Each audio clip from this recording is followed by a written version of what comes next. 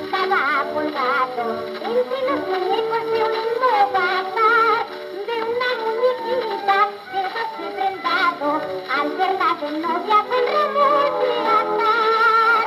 Y la muñequita, caído en sus brazos, siempre indiferente se mostró a su amor. Y el policinela contempla delante aquellas mejillas de rojo color. Y dicen que las horas de la noche, en el silencio del bazar, y oyen suspiros amorosos, quedan policinelas sin besar.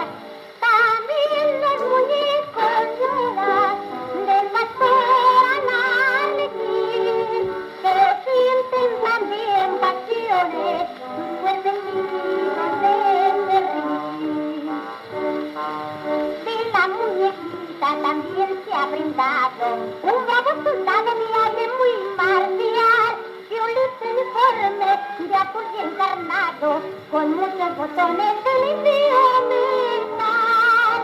Y la muñequita caído en sus brazos y los ojos fijos en el mar de aquel, con su largo velo y sus viejos lazos, al sonado ofrece su luna de miel. Y dicen que en las horas de la noche, en el silencio del bazar, llorando y salvo y linda, al verse le descansa el lugar. También los muñecos lloran del pastor al arlequín, que sienten también venidas sus cuerpecitos de serrín. Dicen que una noche un gatito negro y de ratas de cariño va a pasar, de un tiro furioso descansa a la novia, y así me trata el gatito y militar. Y al día siguiente, hallado en las 15, roto en mis brazos, feliz día y oyendo el sirenes, los brazos pendientes, y hasta mis manchitos sin luna de miel.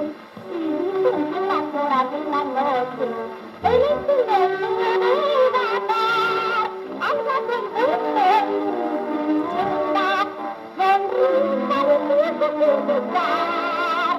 También los muñecos ríen del pastor al arlequín, que sienten también pasiones, un cuerpo sin